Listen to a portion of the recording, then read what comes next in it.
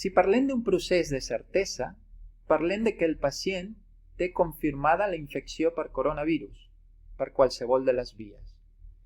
Doncs normalment des d'urgències és molt difícil confirmar-lo, degut a que la PCR triga el seu temps.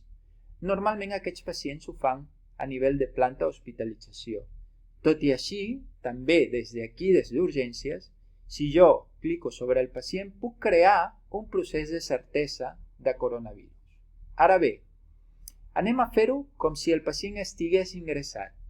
Entraré a l'estació clínica, com si el pacient estigués ingressat. Imagineu-vos que aquest pacient està ingressat.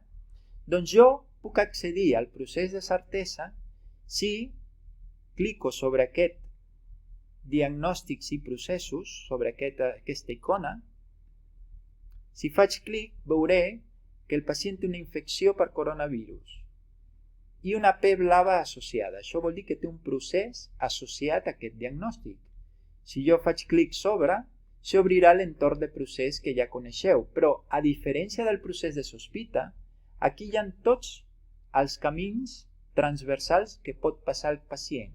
Aquest és l'objectiu d'un procés, que transversalment anem acompanyant el pacient en diferents dades. Per exemple, si fem la certesa o el diagnòstic definitiu a urgències, omplirem aquestes dades.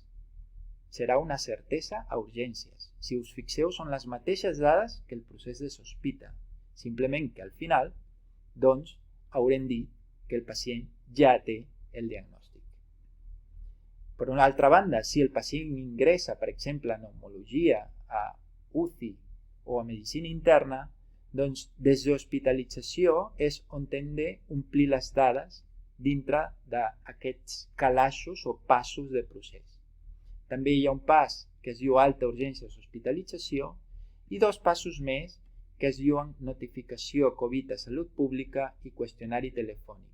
Normalment tots aquests passos van engranats, van alineats i generalment si omples un es carrega molta informació que ja és la mateixa des d'urgències. És a dir, si el procés de sospita està ben fet i ben omplert des d'urgències, es carregarà tota la informació als diferents calaixos que anem obrint.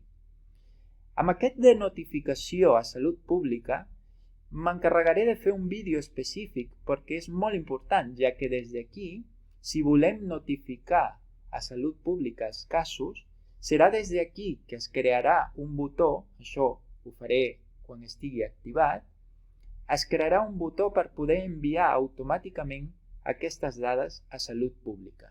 Això us comentaré en un altre vídeo.